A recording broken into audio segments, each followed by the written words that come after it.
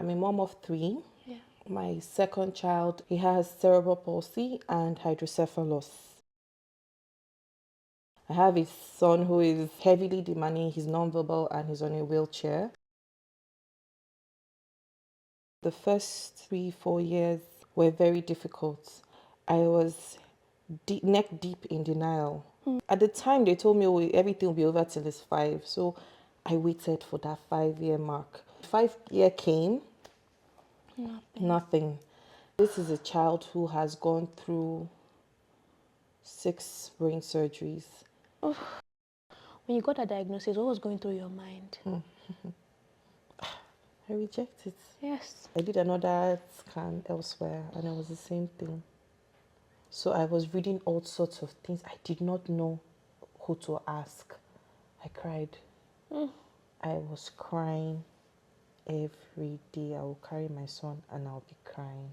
When moms don't want to come out to talk about the diagnosis of their children, do you think that there's an element of shame attached to it? I think so. I, for one, I think there's an element of shame. I don't even post myself that much. You know, yes. Because you were ashamed? I was, of course, I was like, everybody around me has neurotypical kids. Why is my son having this issue that he's having? So I think I had a very beautiful life. And then when that happened, I was like, yeah. I was filled with shame. Hi guys, so before we get into the episode, I have a little huge favor to ask of you. Over the years, I've learned that closed mouths don't get fed. So this is me opening my mouth with the hopes that you'll feed me to stupor. If you as little as enjoyed this show, please like, share, and subscribe. It gives me the extra motivation that I need to keep going because I really want to be doing this for a very, very long time. Okay, thank you. Let's get back to the show. How are you? I'm fine. Yeah.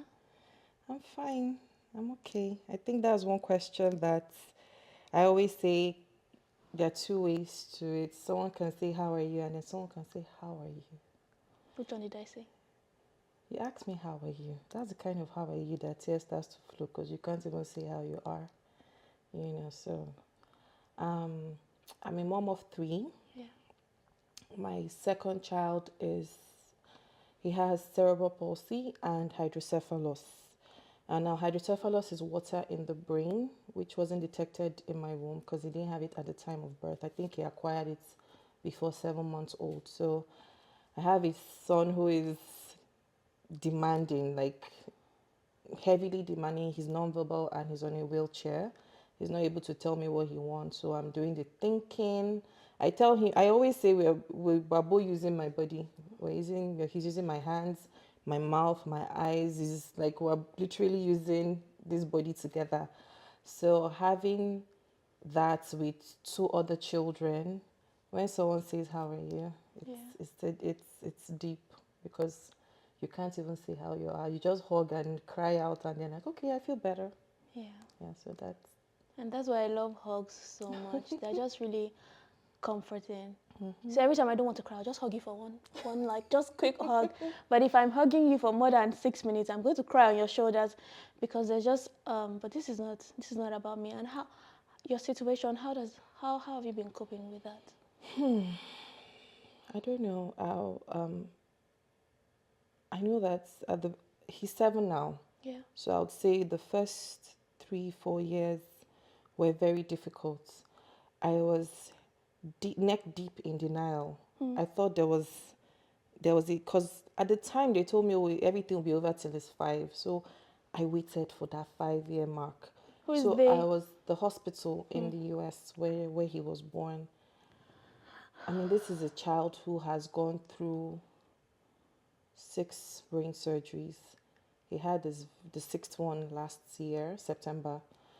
So it's been a challenging period. I was neck deep in denial. I thought, okay, it's going to end. It's going to end by this date. So I was, I wasn't multitasking with my availability for my children, my daughter at the time, and my husband, and everyone around me, friends, work.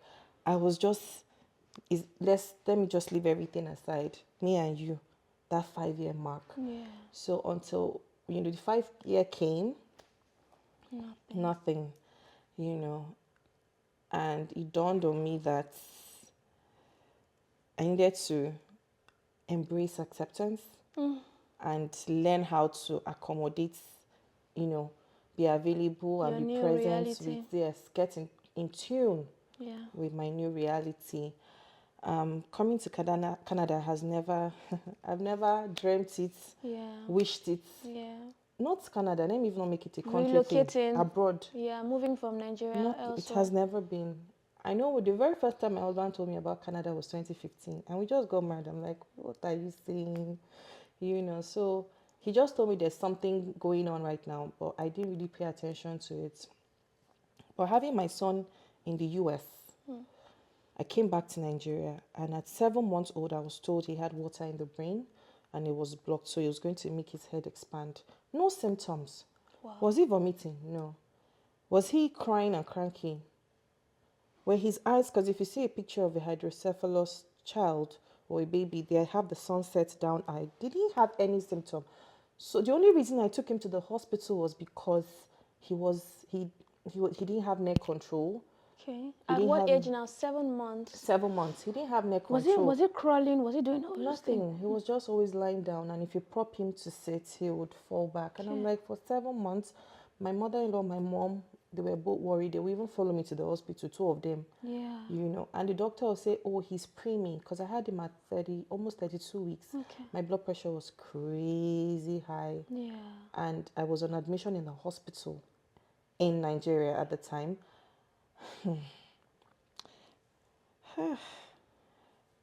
They were giving me blood pressure medication, 21 tablets a day.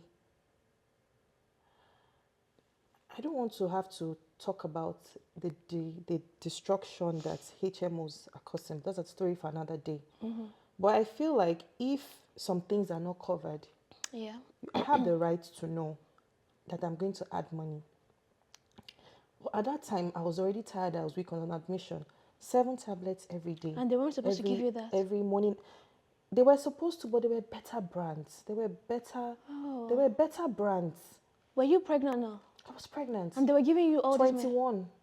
7 in the morning, 7 in the afternoon, 7 at night, just to bring down the blood pressure, but it wasn't coming down. And then the doctor came to my room and said, this your blood pressure is not coming down. No. Oh my God. And he said, you're more important, leave the baby first. It's you that we're trying to save. You can have more children. And that was when I knew that it was time to leave. So I went to the US. I don't think I stayed up to 4 days when I ran into the emergency and they said we need to deliver because I was under a lot of, the baby was in distress. I was tired. I was weak. So we had him. And knowing the US, they will not discharge a child that has a problem. They won't. So they had checked every part of his body and he was fine. And we came home with him. So I actually believed the doctor, the pediatrician, when he told me, your son is premature. He was born premature. Don't compare his milestones to the milestones of a full-term baby. I took it home. But I was disturbed. So I went to Lutz. Yeah. And when I got there, That's Lagos University Teaching Hospital in Lagos. In Lagos. And they said I should do an MRI. No, a frontal scan for a baby. And they said, oh, there's water in your baby's head. That's why he's not able to do the milestone. There's pressure in the brain. Oh. And I said, okay, what do we need to do? I said, they said surgery. I said surgery for a 7-month-old baby. Brain surgery. And I was crying. At the time, nobody around me had experienced such. Whether friend, whether family, whether even on the internet. There was nobody talking about their journey. Or there was nothing to say, to use to advocate for him. I believed the doctor and I took my son to him. He had the surgery and no, I took him to him. He said, oh, I have a hospital, a hospital that is available that can do the surgery now. This is emergency. I said, should I take him back to the US? That was where he was born. And he said, no, that you don't have to, that your son cannot withstand the pressure on the air. His brain can't take the pressure and all of that. And I said, okay, let's have the surgery. Millions of naira. Can you imagine? And then they had the surgery. After 3 days, he told us to go home, and we went home with him. And I noticed that Was it invasive? This surgery, they had to yes, cut they him. had to cut him. My They goodness. shaved his hair, and they cut him open. My goodness. They told me they were going to put a shunt, a device to help him drain it into his belly. But when the doctor came out, he said, "Oh, there was no need to. We just had to do some cleaning up here and there. Your son is fine. Come back." And then after, when we discharged, like after 3 days, he told us to come back for them to take off the stitch. Okay. So I said, "Okay." We came back. "Okay, where's the doctor?" They said, "Oh, he was out of the country." Yeah. Who did he hand over to? He said, "Don't worry, a regular GP can manage the case." My goodness. I said, "Okay." So the GP said, "Okay, it is to remove the stitch." It was so, out of the country only 3 days after. yes, so it means that trip was planned. And he told you to come And he back. told me to come in. So I went to the GP. The GP told the nurse to just remove the stitches. So she removed the stitches from, removed it, and she just, the thread that was. Yeah. So we went home. That night, I said, there's one more thread that was poking out, that we need to go back. My goodness. We went back, and the lady just pulled it Oh. up and snapped, and it was like they opened the floods of. Oh. The water was just, it's called CSF. It says cerebral spinal fluid. It just started pouring. Oh. And my son's head just. So if you see the picture of before surgery and after surgery, I'm like, the surgery did more harm than good, because his head size started to increase. It was later we got to know that those kind of, is it thread they call it? Yes. Yeah. They are the types that dissolve, that fall off by themselves. Yeah. It didn't need to be, pulled out. But this would have been easier if the doctor who did the surgery Was around. around, or he at least, had another neurosurgeon on ground to, take over his case. So that was when he started, he started pouring. He wet my clothes, the towel, like he was just pouring The water. from the his head. brain. So I went to, they took the, what's it called? So we went back there, and what they would do is they would just use a syringe and drain the water, be draining it, so that the what's it called? I have the pictures, I can send them to you later. You just see his front, that place that babies breathe. Yeah, His the own, pulsates. his own was like this. His head. So they will now drain out the water to come flat. Before I get, in fact, I've not gotten home. It's back up. So we called the hospital. We started putting them under pressure. The doctor won't take our calls, but he will take the hospital, the other doctor's calls. So he said, "Oh, he's coming back, and when he comes back, he's going to operate again." At that time, my husband said, "You guys should pack your things." We left for the US that night, and he had 4 brain surgeries to correct that one. And it's not as if, I'm just talking just out of not knowing what. I didn't know all those things, but the hospital he went to is in Maryland, John Hopkins. 4. And they kept telling me, this is not a textbook situation. They are used to hydrocephalus. They know what to do. They come out, that's all, move on. But they were trying to correct different things. He was leaking CSF outside the brain, inside the brain. It was corrective until he was in the ICU for 2 months, because they had to shunt him into a bag. What is that? So a shunt is like a straw. Yeah. Children with hydrocephalus, they are shunted.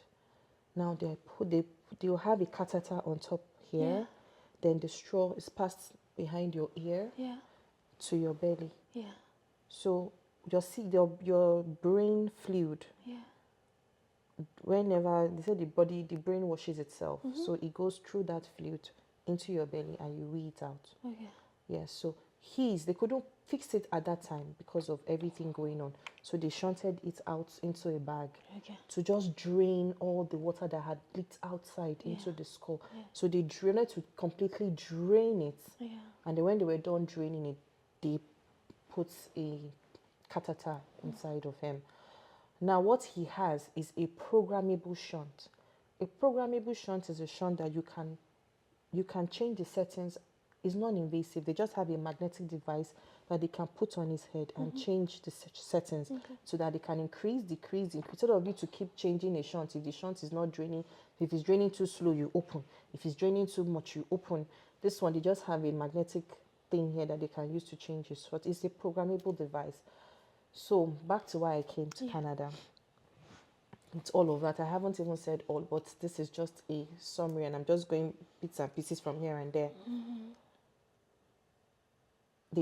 I went to the hospital. I was like, my son is crying. I feel like he's in pain. Where now? Like, are you In in Lagos Nigeria, now? Okay.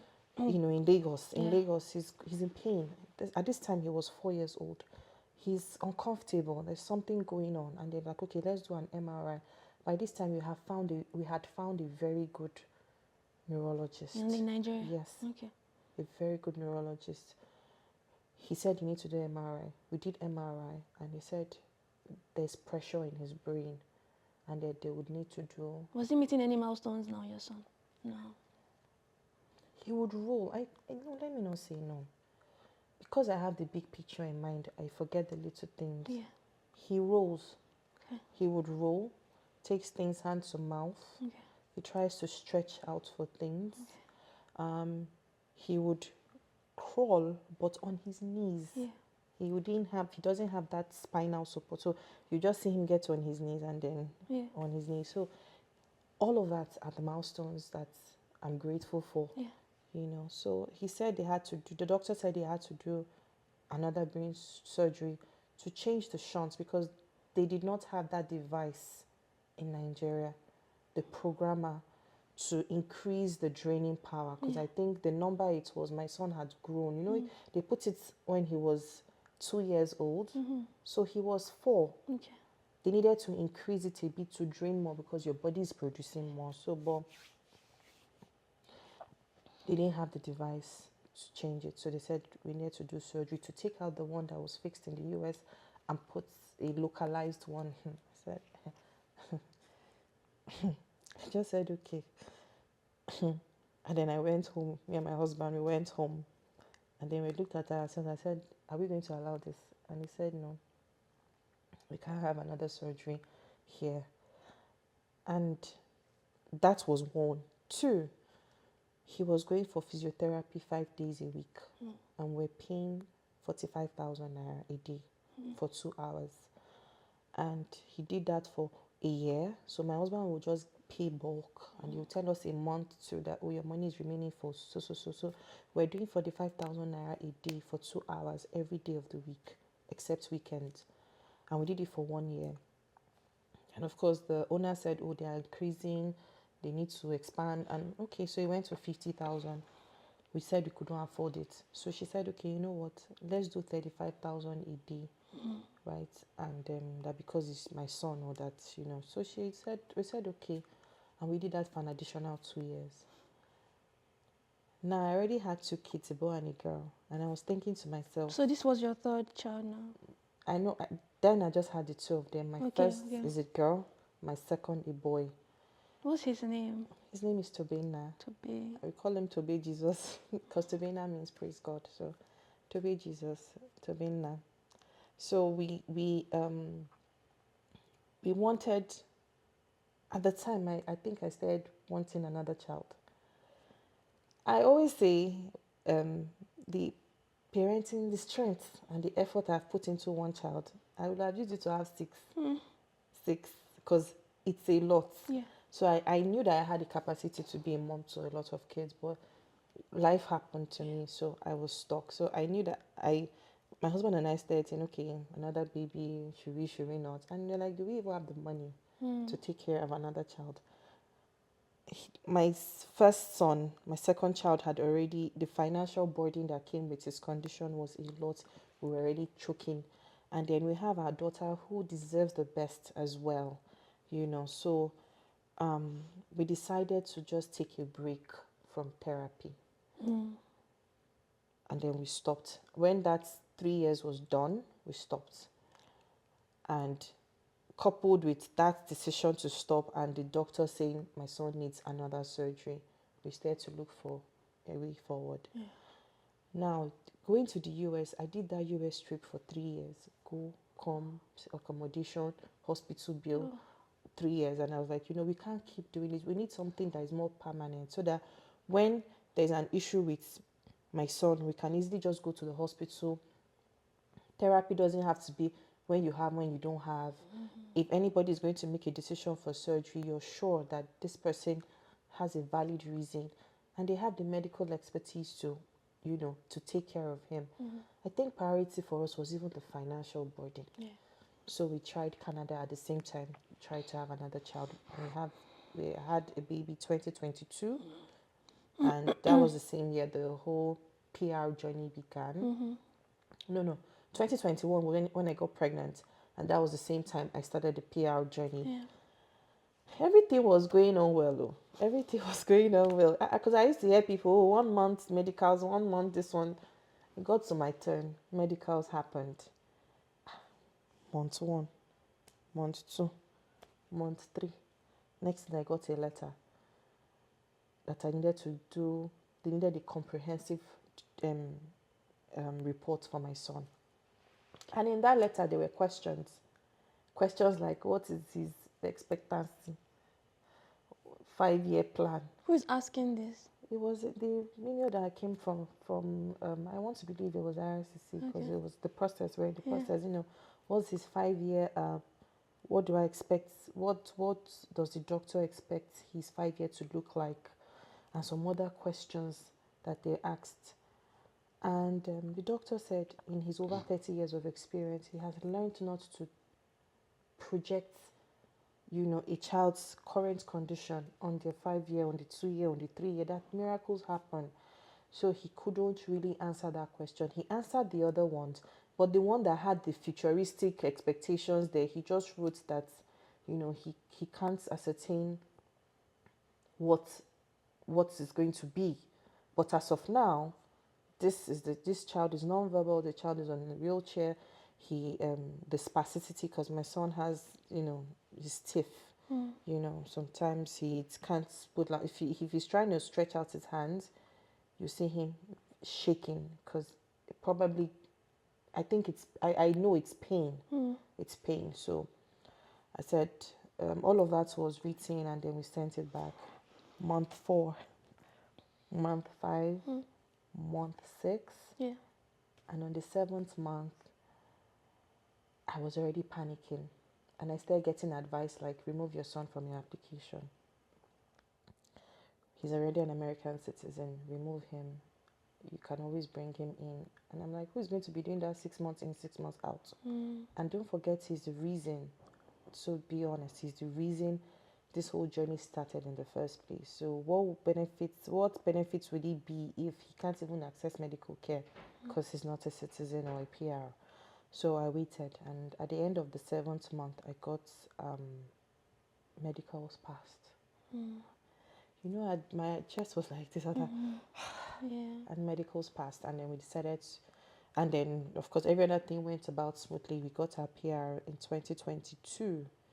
Now, because of the whole length of period of the medicals, we had barely 2 months to land, because you know that the co-PR expires on the date of your medical. Yeah. So all that process, we had barely 2 months to, we had barely 2 months to land. We had to land. Just gather the money for Airbnb, flights. We just had to land at that time. Because I thought with everybody's experience that they'll say, they'll just wait a period of time, 1 year, 8 months. But we didn't have the luxury of that. So we landed. Me, my husband, and 3 children. My baby was 6 months at the time. And I know my husband will say, let's just come and see how it is. Then you guys will, I'll be coming and I'll be going. We'll see how we'll do it. Let's just go first. Let's don't overthink it. Let's go. And we came. 1 week. The first 1 week, I was like, I can't do this. Yeah. I'll drop a cup that is dirty. Maybe I took tea and I'll just drop it on my sink. Like, I'll come back. I'll meet it there, sitting pretty, waiting for me. My daughter will eat, you dump everything. As in, I was like, the Airbnb I was in didn't have dishwasher, so I'll do the dishes, and I'll turn back, toys everywhere. I'll clear it. I'll go down. Dirty clothes on the floor. I'm like, no. I'm coming from where There was help everywhere. I had help. Two. Yeah. I had Your two. parents even. There are times that my sister will come and stay in the house. Family members. There are times I'll just go and ship them Yeah. to their grandparents. Mm-hmm. But I was coming to a place where it was just me and me alone. And I can use 2 hours to feed my son, Tobina. Does he eat? Yes, he eats food, everything. Oh. Gari, eba, soup, Oh. rice is his favorite. He eats anything. He eats everything. The only thing I find strange, he eats egg, boiled or fried. He doesn't like He can't it. stand it. I've tried everything, but he will still know that it's in his food. How do you know when he doesn't like something? He'll turn his face away, or he'll use his hand to push, push the spoon. Mm-hmm. Or if you force it into his mouth, use his tongue and bring it out for you. Now he has gotten better. At that time, it was a lot. You feed him. When you are done feeding him, then you now face the baby. So, and when you're done facing the baby, and there's something about the time in this country. It flies. It flies. I was telling somebody the other day, 24 hours doesn't seem like... And okay, I think I know why. You know when you come from a place where there's help, there's somebody doing something for you, you have time to rest. But here it's just you, from morning to night, you are working. You're just doing something. And then you're checking the time. It's time for something.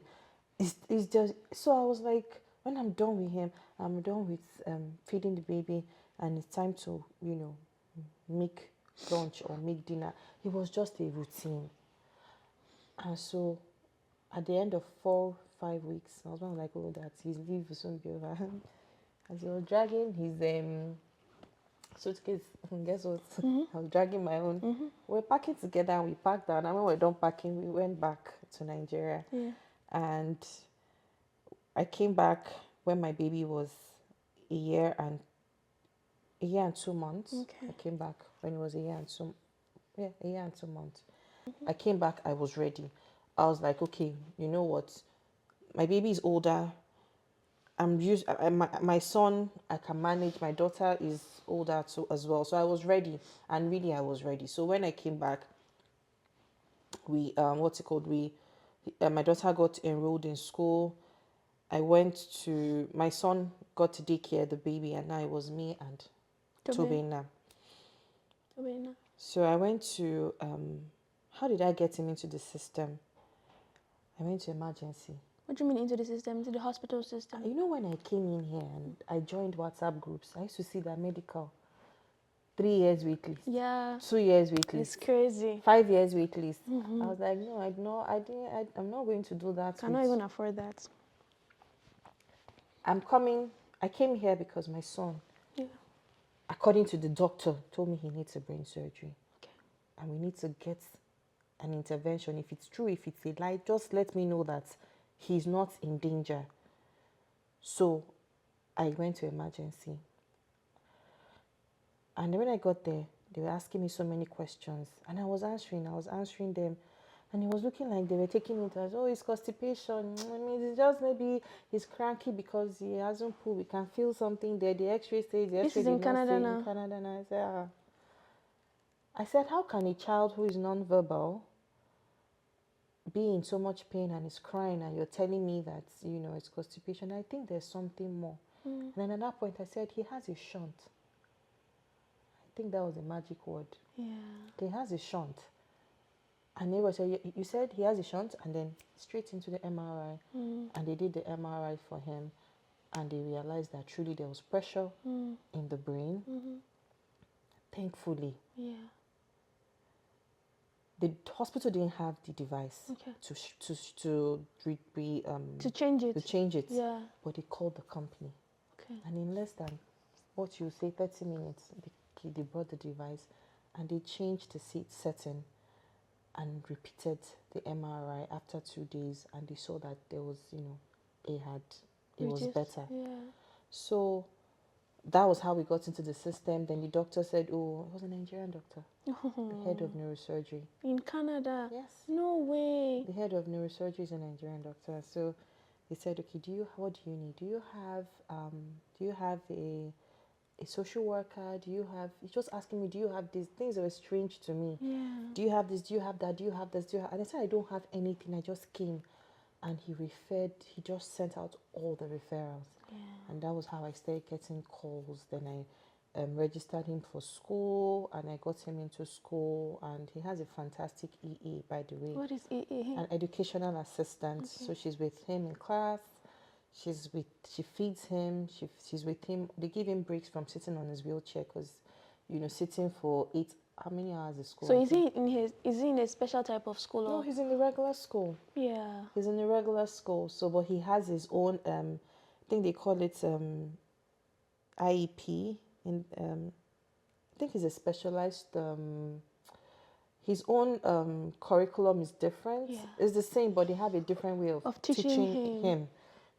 So I had a meeting with the school. They wanted to know about him, what he loves, what he likes, just to be ready for him.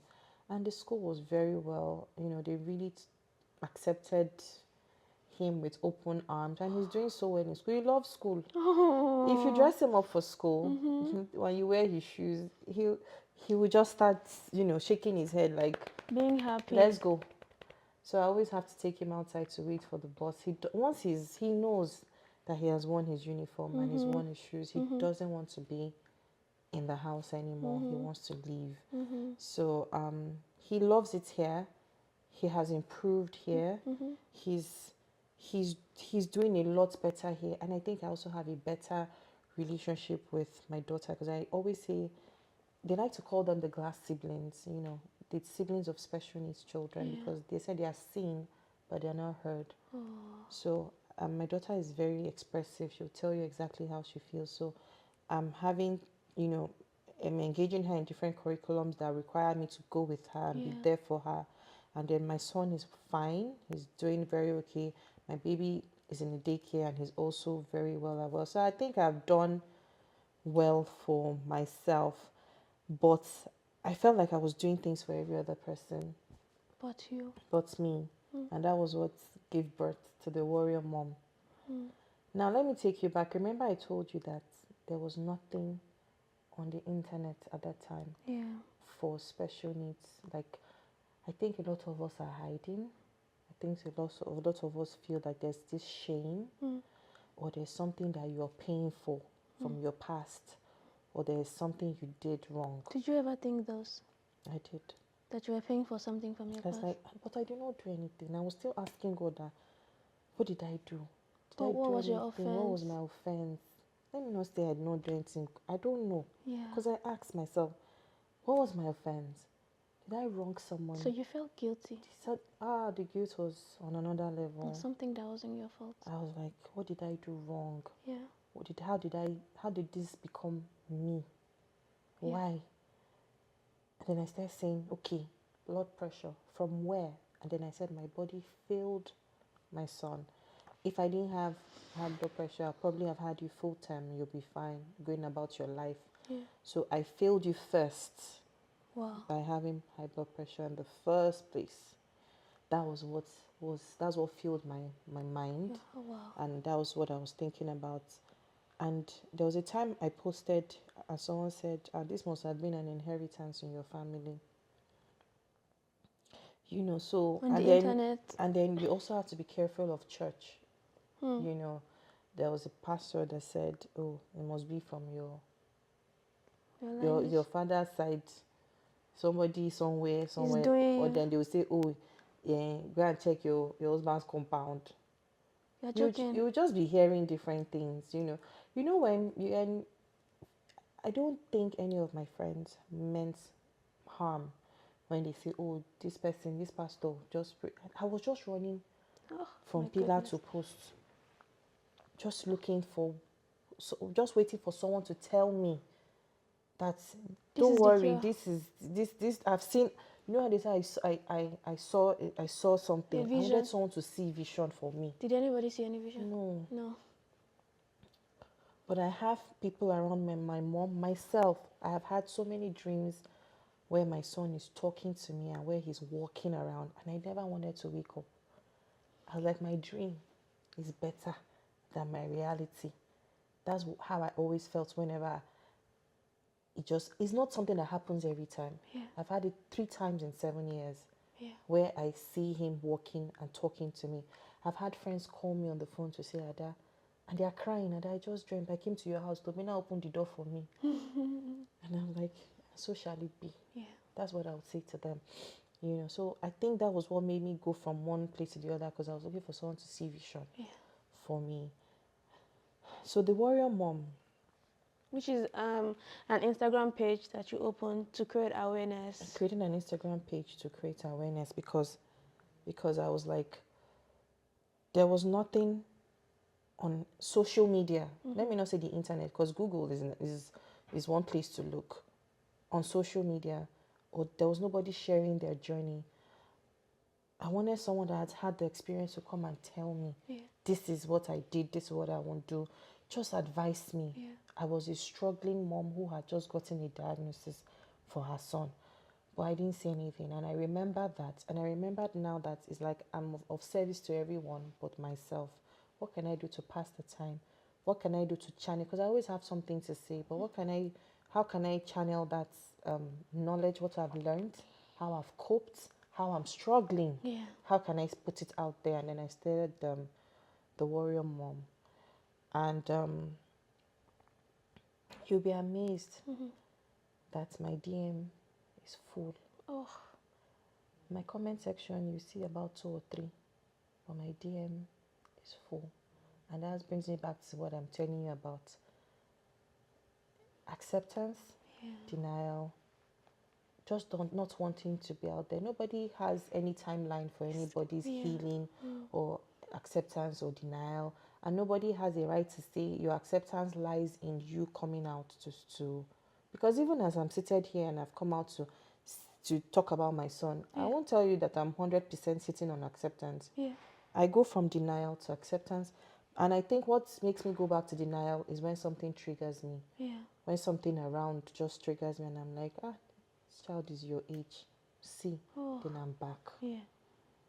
I'm back to denial. So it's not that I did not come out because I've gotten it figured out. And I always say it a lot so that mothers who follow me don't think I have it all together. I still cry. I still ask questions. I still wonder why me? Why him?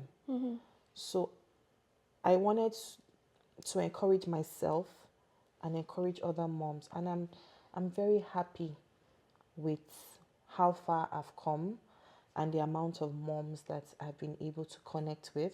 I've learned a lot from them and they're learning a lot from me. And I always say this, I'm not going to be the last mom. I'm sure right now as we speak, a mom is getting her diagnosis. So who is there for her? A mom messaged me and she said her baby is 6 months, that she just got her diagnosis. And I'm like, these are the people I'm here for. And then she's asking me lots of questions. And I had to share my number because I'm like, this chatting. There are some people that you will read it. You know that they are on the floor typing to you. And I'll share my number and we'll talk and you will cry. Because getting a diagnosis, that phase is not something that you can get over by yourself without someone who has walked down that path telling you you'll be fine, let's do first things first. And then because of my experience as well, I always tell people, if you get that if the hydrocephalus, just put a shunt in.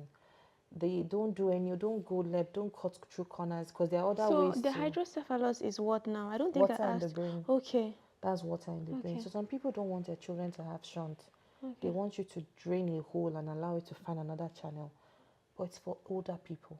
Okay. I learned that method of treating hydrocephalus is for older people.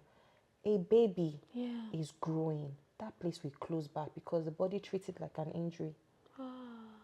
Do you understand? Yes. So I just say, don't cut through corners. Just shunt your child. And it's not invasive. They just, right? They don't cut you to shunt you. They cut you. Okay, that's the one where they cut you here. They drain it through a bag. They cut you here. Yeah. And they cut you here. And then you wee it out. You wee it out. You wee it out. So you have lots of full diapers because it's not just the wee, it's also the CSF that the child is weeing out as well.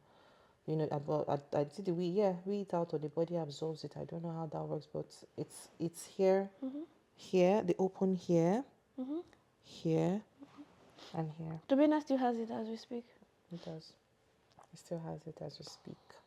So he had one last year, September. We realized that the he was retaining the fluid again. Okay. So I think one of the you join them now, like the catheter. You join that straw like stuff. So I think it came out. It came off. So they just put it back and closed them back up. So that was the 6th surgery. That was the sixth surgery. Thankfully, every other connecting areas were fine. It was just that the one here had pulled off. So they put it back and he was fine. It was okay. And also I try to just encourage moms generally to put themselves together. If I put themselves together is not even a good advice. Just take it one day at a time. Advocate for your child. It's not every medication. You need to also read about medications. I had a medication that was helping my son had a seizure. He will have seizure in his sleep. He will have seizure just watching TV. His mouth will be twitching, his eyes will roll up, and he will be drooling. I didn't know that they were called seizures. I just used to hold him and, treat it like convulsion.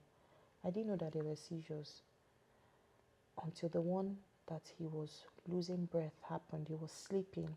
And I always beg his nanny, when he's sleeping, be checking him, don't leave him. So she said she was sweeping. And something asked her to go and check him, and he was seizuring in his sleep. And she called me. We ran, me and my husband, we rushed him to the hospital. He was on oxygen.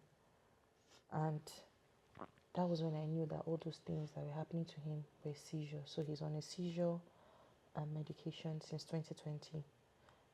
Thankfully, it has controlled that seizure very, very well. So I also educate mothers as well about seizures.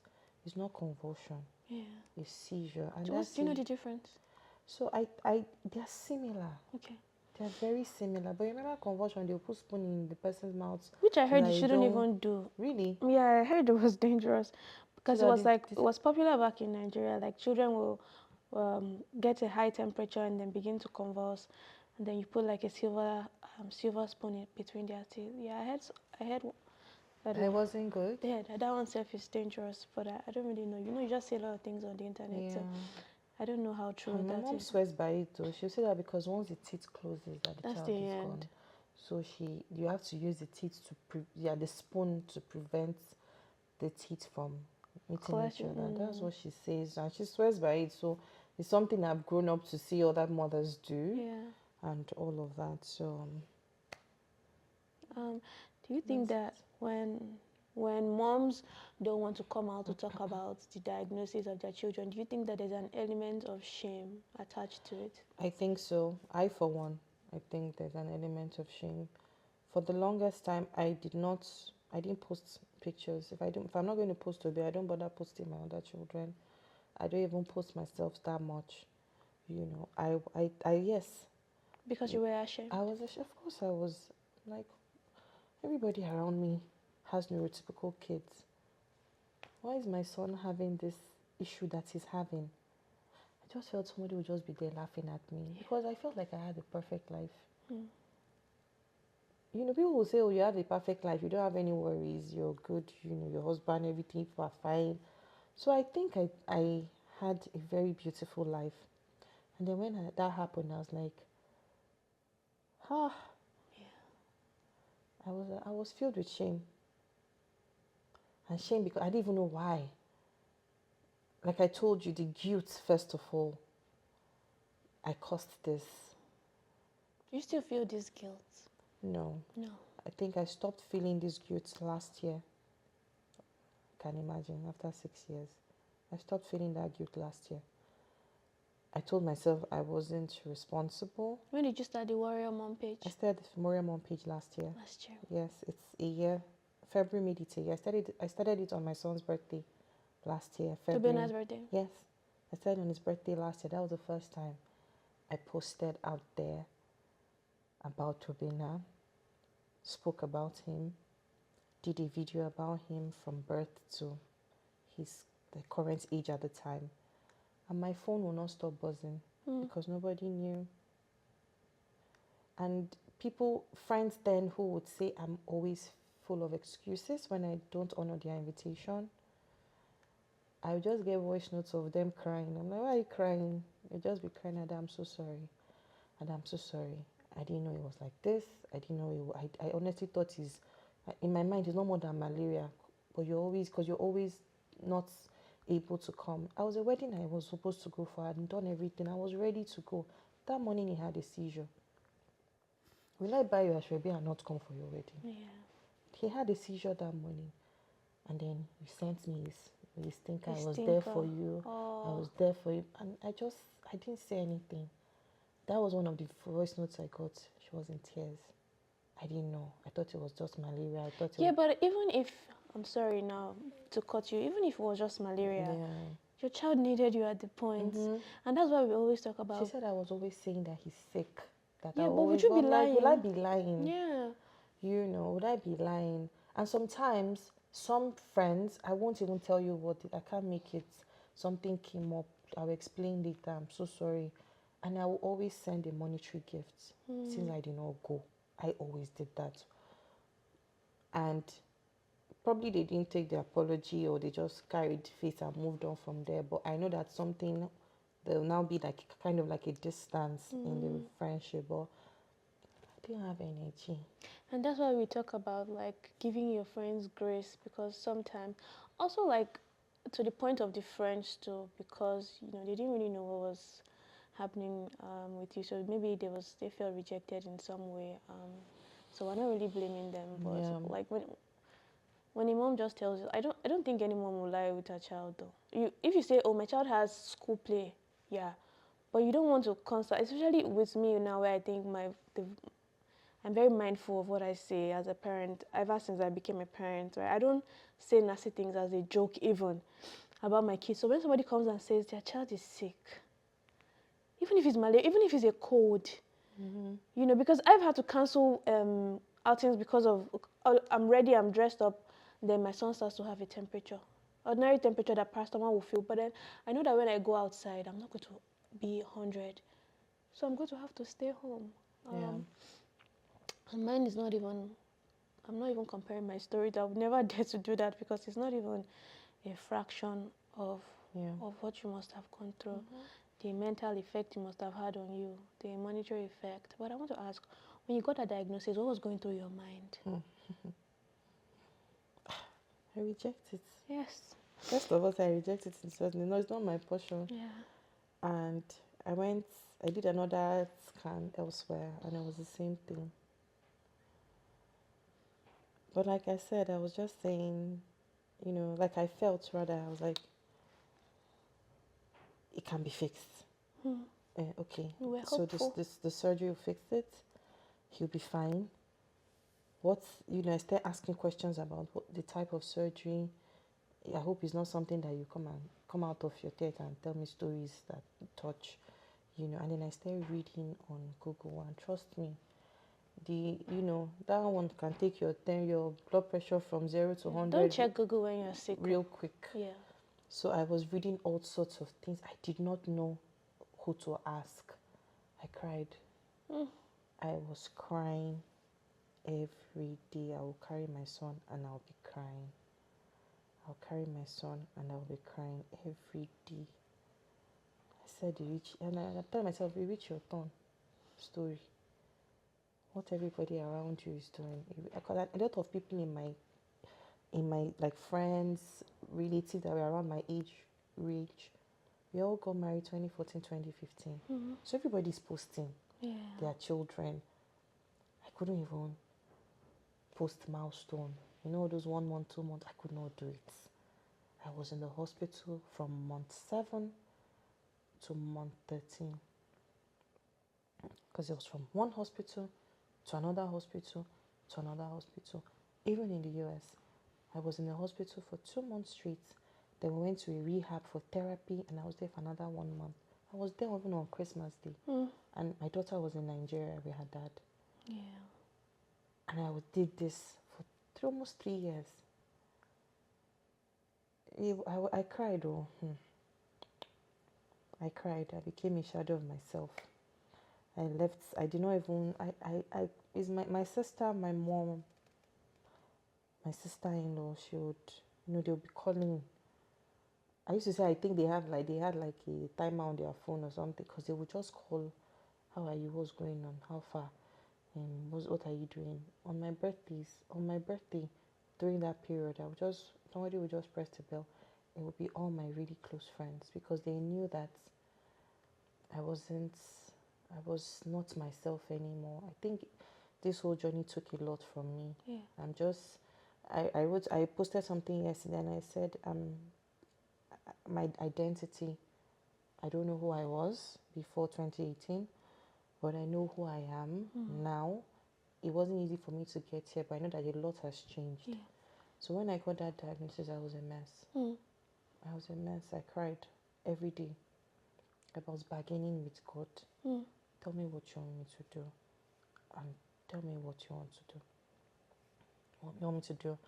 Let my son walk. Let him talk. Desperate promises. I was just tell me what you want me to do. Honestly, and there was a time when that seizure that happened with oxygen. Yeah. I had prayed a very dangerous prayer. I said, God.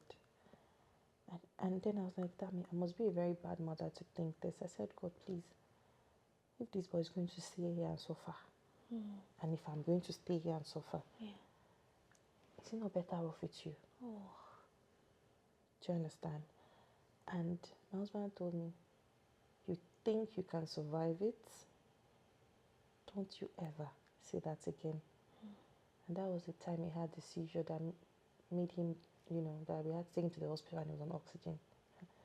You don't want to see me. I was rolling on my heart. Heartbreak. Yes. I was rolling on the floor. I was crying. Yeah. I was begging. I said, God, I did not. I didn't mean it now. I was you, but you know me better than myself. You are the one who created me. You said you know the number of hell. If I say something like that, I don't mean it. I was just out. It was out of frustration. It was out of. I was tired. Yeah. Sometimes I would send money. I say, go and buy ice cream and show it to me. Just go and buy ice cream or shawarma. What do you want? And then show it to me. Then tomorrow morning, let's talk about this again. Because I know that something, medical appointment or something their child did or didn't do must have triggered that. So I always like to share. You're not horrible. You're not evil to have that thought. Yeah. But what you do, as long as you don't harm your child. Because I've had situations where a mom has told me that her husband said she should choose between her marriage and the child, because he wanted them to go and drop the child at a bus stop. And leave the child there. And leave the child there. The child was still a baby.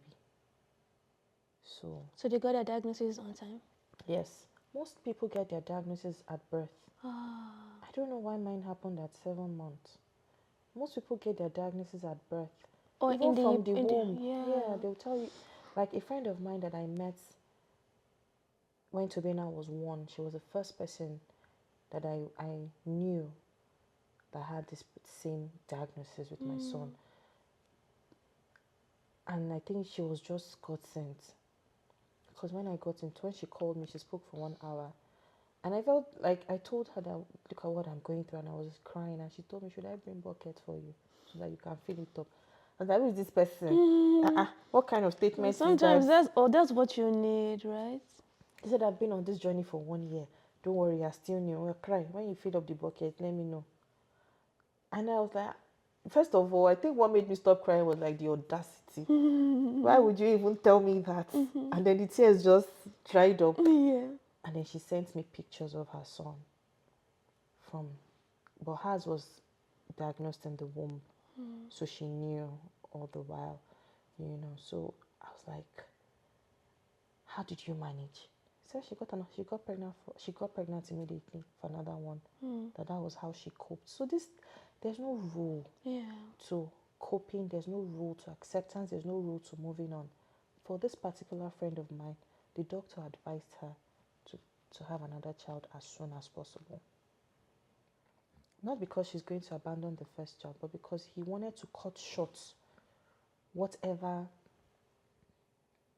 trauma yeah. or I don't know what is, but he just told her. And when that child was still in the hospital 3 months, she already conceived. Oh. Yeah, he was 3 months old when she got pregnant again. Wow. And she said the birth of her second child brought healing, brought peace, that she just took care of her 2 babies. Because she was questioning, you just say, why me? My first child, my this. But I think the second baby, the distraction, Yeah. so I'm not broken. Me, I had a child already before so I knew that. But having that issue as your first child. Yeah. So she just, I think some sort of healing came from that for her. So for different women, there are different ways to cope, different ways to. There are also people who will tell you that they sent the child to the village. Yeah, they sent the child to the village or they sent the child to a home. So different parents are doing what is best, what they feel is best for themselves, what's best for the other children, and what they feel is healing for them. Some want to get rid of the baby. Some want to abandon them or give them an overdose. Some want to send them to the village where nobody would know. And some want to send them to a home. So that's most of the things I read in my DM. And this journey crashes a lot of marriages. Because you see, people, women saying that the financial pressure is too much. The man has said, this is not in my family. Go and find out who gave you this pregnancy. So there are lots of issues that having a child with special needs does to you as an individual, couple, husband and wife, your finances, your mental health, your emotional health, your physical health. I started going for chiropractor. 7-year-old, I carry him. I'm carrying him up the stairs. I'm carrying him to bed. I'm carrying him into the car. So I'm having to go to the gym to lift weights just to get my body. Yeah. And then my back. I'm seeing a chiropractor and I'm doing massage every month just so that I'm also in good shape for my son. Yeah. And yourself. And for myself. Yeah. Well, you see, for my son first. Then myself always just comes last in the scheme of things. So this was why I started the Warrior Mom. And I'm so happy with the progress I've made with the women I've met. Helping them out of denial, not completely, because you can never. People that have gotten to the stage of acceptance, I'm happy for them, But for us that we go back and forth, I'm here to encourage us, myself and them as well. So, because it's not easy. And I'm sure you still have hope.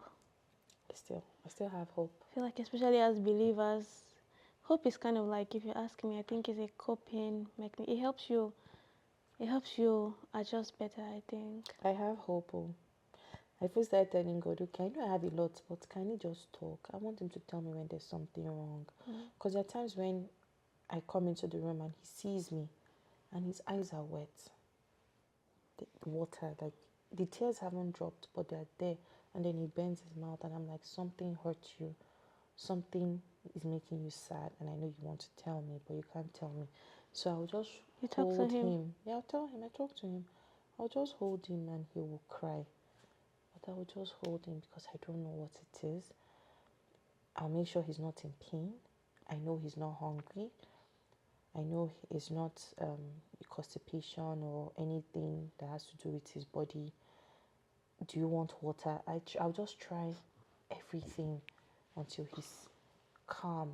But I know that I have not solved that problem. I'm just comforting him because he can't say it to me. At the just concluded Hallelujah challenge, that he was like, dressed like your miracle. I lifted him up from his wheelchair and I stood with him and I put his feet on the ground. Yeah. And I'm like, you will walk on this earth. You will speak. So I have hope. But the thing about Having hope is good. But sometimes your hope, that hope, there's a way it makes you feel like it will stagnate you, sort of. You'll just be stagnant. You will not move on with life. Because you're waiting for the solution. Because you're waiting. You won't enjoy the things around you. 2024, I don't know what I did with it. Aside Warrior Mom, I think that year was just, that's why I said it was last year that I got out of everything.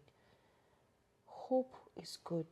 At the same time, that same hope, you have to be self-aware that hope doesn't make you lose out on life, people, relationships, because you're just opportunities because you're just hoping.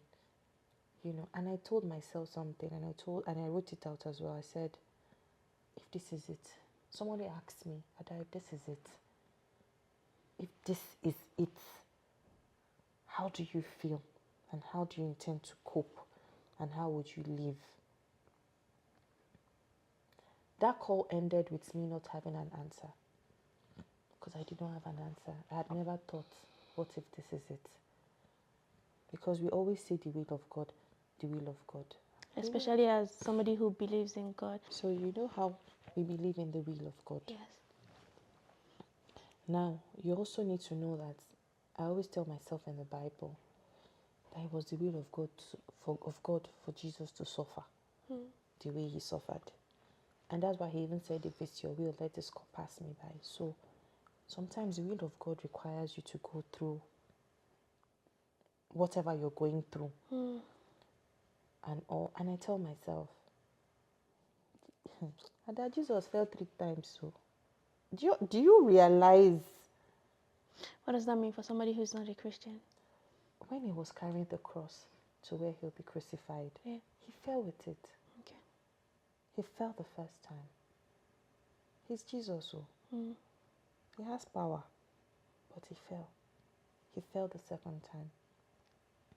He fell the third time. In one of those falls, there was someone who had to help him, Simon. So Jesus needed help. Okay. A whole Jesus. Yeah. Who am I? Who am I not to cry? Who am I not to shout? Who am I not to lament? Who am I not to fall? Or not to be frustrated. Not to be frustrated. And I think that can be a cause of why so many moms go through even more pains, because you don't want to complain. You don't want to seem like you're ungrateful. You don't want to seem like a bad mom. I struggle with that too. I was in the call yesterday, and I was just talking about all the struggles and everything, and the Spirit spoke to me, and I heard the word, it was ungrateful, and I just said, but I'm not ungrateful. I'm grateful for everything. It's one thing to have a problem. My husband says, let us keep praying for problems that money can solve. That the problem becomes a problem when it's something that money cannot take care of. So you pray for the grace. You pray for God to provide so that you can solve your problems. Yeah. So I'm thankful to God for provision. Yeah. Not every parent has had the opportunity. We're all in the same community with the same children who have disabilities or diagnoses or issues or all the medical terms that they want to bring out. But Ada, you were privileged to travel with your son. Do you know what it means to pay 35,000 a day? One day. You did that for 3 years. Not everybody could have had that opportunity. So be grateful. Yeah. I'm grateful. A lot of people want to be here just so that their children can have a second option in whatever medical diagnosis. You're here. Even Canada. With the hurdle, you made it to Canada. And your son is having the best care. Be grateful. Your marriage, which is the very first thing that the pressure of taking care of a special needs child attacks. I was going to ask the effect it had on the marriage, if it had any effect. Just be grateful. It's okay to complain, but your complaint is beginning to is more than the things you say out of, the things you're grateful for. That's what I told myself. The effect it had. Yeah. So I think because I'm married to my husband, who is not, he has a strong mind. He's a realist. He has a strong mental strength. Okay. He has mental strength. I don't know, and I used to ask. I said that you are talking to somebody else, or you are crying behind me, because you are carrying. You're taking this thing well. Even when even when there are issues that I'll be saying, is it that are you not being affected by this and all of that? He said two of us cannot be down at the same time. Two of us cannot be down at the same time. And I can see that you are extremely emotional, so I have to be there to support you. He has been very good with it. I don't know if, and I think it's because he's realistic. He doesn't all these fantasies. He has accepted what it is, right? It's a long time ago. He accepted that this is it. And he tells you, babe, I don't like to dwell over problems. I like to work with solution. And because I'm solution oriented, if I hear something, solution. So every time I even told him that we're not that if I cry, you cry with me. So I think the most of the problem was that he wasn't crying with me. So you didn't think he was feeling So I didn't think he was feeling what I was feeling, or we were in this together, like let's be emotional together, let's cry together, let's scream together. But he was saying he wouldn't be doing the opposite. And at a point, I started to guilt trip him. I started saying things like, maybe because I'm the one who does most of the therapy runs and the hospital runs, probably that's why you're not crying with me the way you're supposed to cry. And he was saying, no, that's far from it. That this is his first son, for Christ's sake. And that he would give everything and anything to work with his son to go and have a haircut. That's what he said. I will give anything to take a walk with my son, for us to have a haircut. I'll give anything for us to play ball together. But if I allow this thing get into my heart, I will crumble. I will, and I don't know if I will come out. I don't know if I will get back up. So please, babe, allow me to handle things mentally and emotionally the way I have been handling it, because this is the only way I know how. So that's how he has managed the situation. Because if it is about having issues and I was frustrated, you've not done anything, no. You just come and ask me that I saw a form that you filled though, that is like you made mistake. Hey. All the anger, frustration, I would just use it to answer that innocent statement though. There were opportunities. There were a lot of scenarios where he would just come and ask me something that I probably have told him before. Then he'll come and ask me. Instead of me to just repeat it, I will just start talking another thing. And that's why the appointment is there. I'll just start. He will not say anything, no. He will just, So I think he understood where I was emotionally with everything that was going on. So he was strong for you? He was very strong. He was very, very, I will give it to him, he was very, very strong. And I used to tease him that it's this trend that is making you not to be romantic. That you do not mushy, but please, I'm happy that you're the way you are, because I'm not sure both of us, if we were an emotional wreck would achieve anything for ourselves and for our children, especially for Tobina. So it has its toll on a marriage. I've seen a lot of, I won't say a lot, a good number of marriages crumble on this journey. One has blamed his wife. Yeah. How do you blame? Anyways, I mean, people just cope in different ways, really. Yes. Yeah. So. Yeah, he Go ahead. blamed his wife. He said she didn't take folic acid. You know how you go to hospital and the doctor says, oh, the reason for this thing could be this. You will just take it and you get home and then you beat up the woman. That she's the reason why your child is the way your child is. You did not drink your prenatals.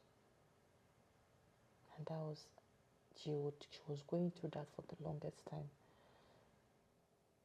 And I would say to her, if you want to leave, it's not me that will tell you, you know when enough is enough. Yeah. And it's you that will take your things, make the decision. But whether if you're listening here, you can listen to me. I can listen to you rather. You know, so he used to blame her. She'll call me. She'll say, well, who can she talk to that can help her? You know. So she's dealing with the ailment of her child. She's dealing with an abusive partner that is blaming her for her child. Yeah. And she probably already has the guilt. Yeah. Oh, I've busy. had one. The one is going through a divorce now, and the son said, the husband said he would take the child who is neurotypical, and she should take the one with special needs. That was they're going through a divorce now. That this thing is not in his lineage, so that he can't continue. That everything is working for is going to that child, so but that he would stay with the other one and she can go. That child passed 2 weeks ago. At what age? I think that child was 4. Yeah. But they're still going through the divorce. Yeah. Yeah. You know, so most times women sometimes, not most times, sometimes the women are blamed. I was watching, there was a time this lady, Nitosi's wife, Nicole something, was doing a podcast on mothers. Yeah. There was a woman on the show. Yeah. She has 3 children, 3 boys, and the 3 of them had special needs. My goodness. I think she said Down syndrome, cerebral palsy, and something else, autism, something like that. I think she had 3 boys with special needs, and her husband left. I think she was a seamstress. She sews, and I was like 3, 1, and I'm losing my mind. Yeah. And then you have 3. I had to look for her on social media because that was the first time I was now seeing people granting interviews to talk about their children with special needs, talk about their struggles, talk about how they were coping. I was learning by myself. Yeah. But I'm glad now a lot of other moms are talking about it. I see people, moms write, oh, I want to do what you're doing, but I don't have the courage to. Yeah. And I'll tell you, your courage will come. Mine came at year 6. And like I said, it's because I did not see anybody to talk to ask, to learn from. And so I wanted to be someone that people will learn from. Now I realize that, there's even a group on Facebook that special parents and all of that go to. So now people are coming out to talk. More information. Share their stories. Talk about their problems. Talk about how to cope. So I think that's what I'm happy about. And now I'm even seeing that on YouTube. There are movies, Nigerian movies, of children with special needs. I was very happy when I watched the first one. It was it and good? it was very good about acceptance. Okay. It was beautiful. There's another one I want to watch with, and whenever I watch this, I watch it with my daughter because I want her to. What's the title? Learn. The first one. The first one. Special. Okay. And it's on YouTube. It's on YouTube. Now the second one is Mayomi. The reason I haven't opened Mayomi is because that is exactly my son's diagnosis, and I feel like it will take me back to 2018. I don't know if I will get back to where I am if I watch that movie. I don't know if it's going to trigger something, because people who have watched it, when I read their comments of how they're going through trauma, like the trauma watching the movie, I'm now afraid because I went through it. They are going through trauma because they watched the movie and it's very emotional. I went through it, and then I don't know if I can take the emotions that watching that movie will come with. I will at the end of the day because I want to know, you know. But I'm glad that there is a lot. There's an awareness of, okay, let's talk about these people. They exist. We need to accept them. Even friends. I feel like when you talk about acceptance, it starts from the people around you first of all. Family. Do they include your do you include your children? Whether or not, like there's even one as basic as party pack. That the lady came and she was crying that is her son not a human being. They gave her 2 party packs and she had 3 children. Or you get invitation for birthday parties and you don't get for that child that has special needs. Wow. So these are the things that you see a lot of mothers talk about and how they feel bad, or and I'm like, these are it might not be a big deal, but these are the little things that you see a woman, it happens to a mom and the mom is now feeling bad and she's crying and she's saying, why you're not taking her back to why me?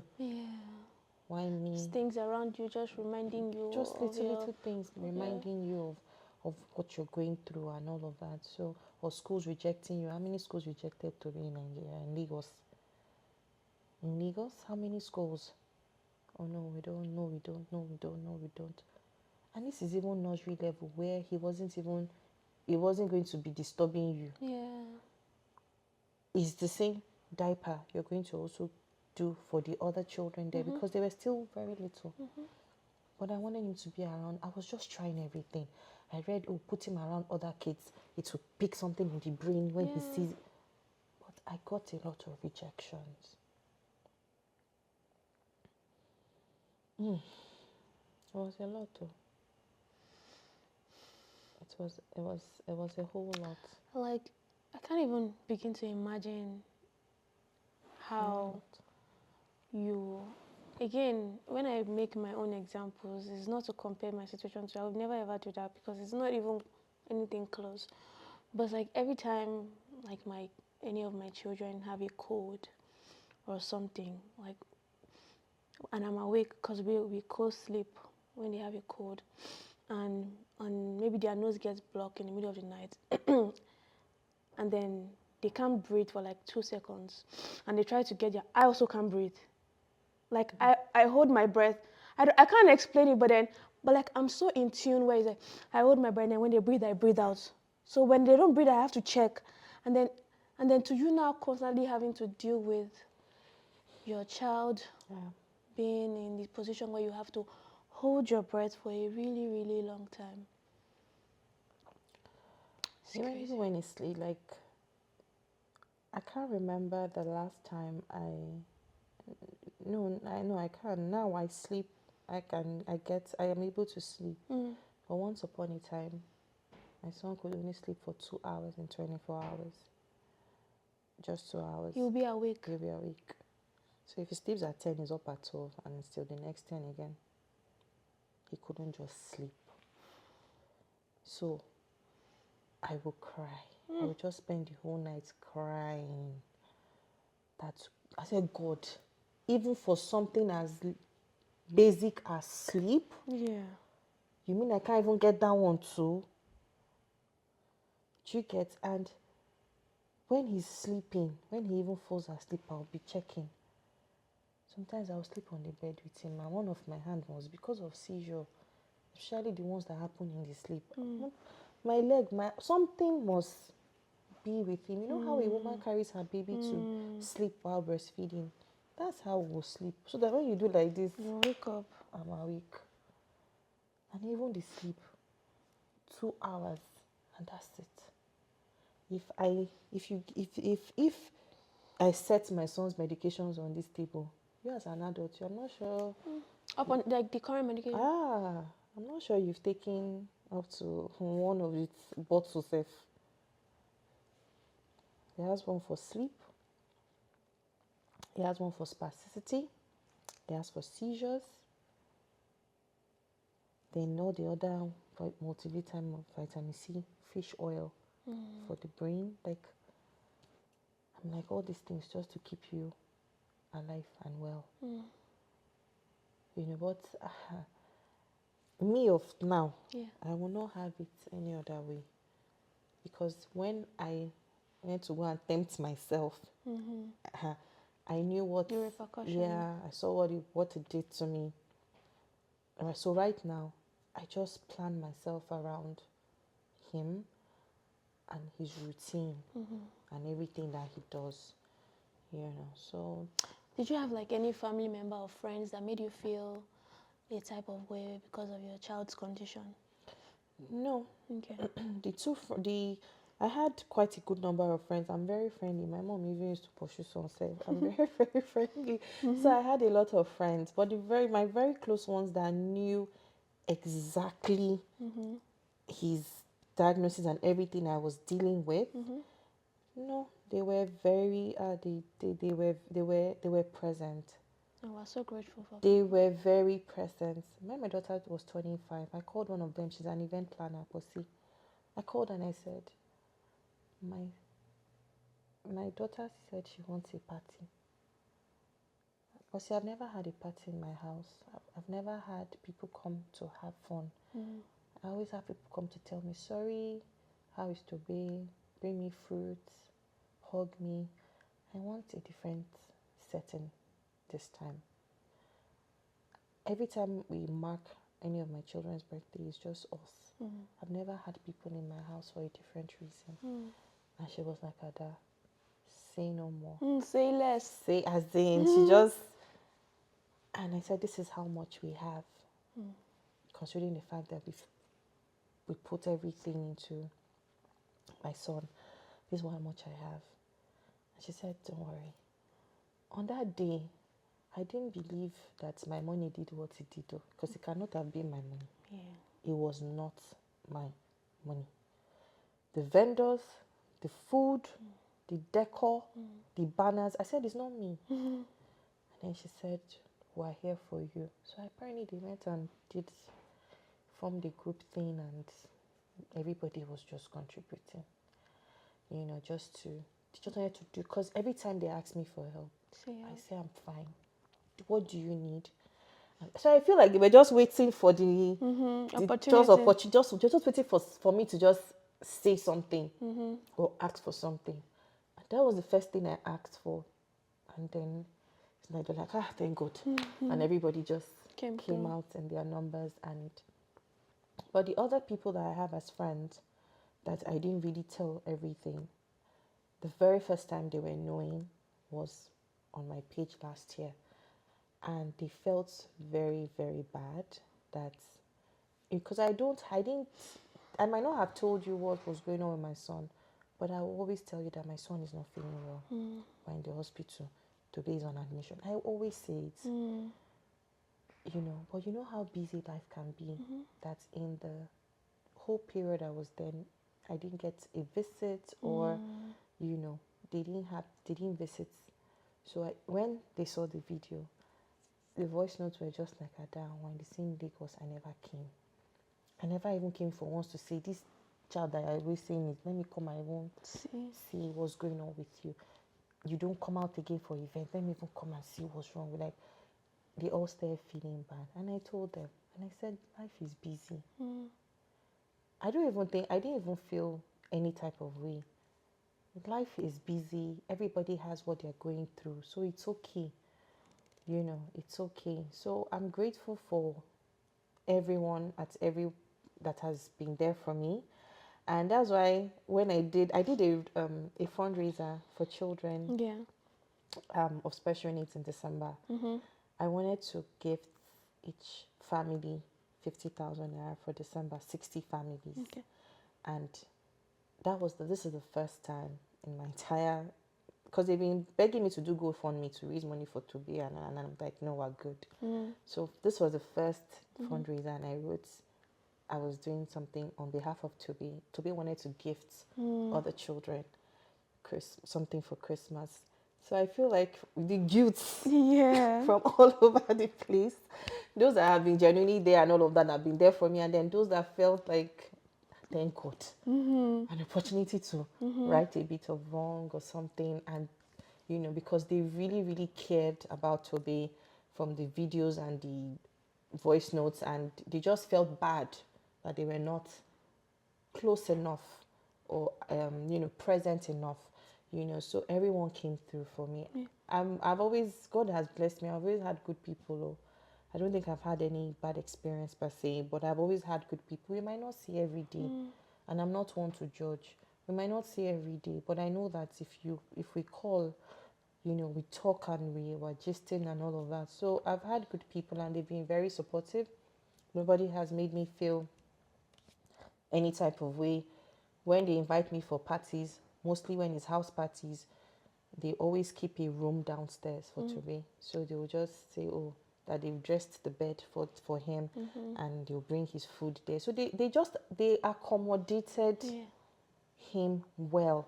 He got invitations for birthday parties. Anyone like he can't go for, I go home with his party packs. I'm a mom of 3, I get 3. Nobody is saying, oh, no.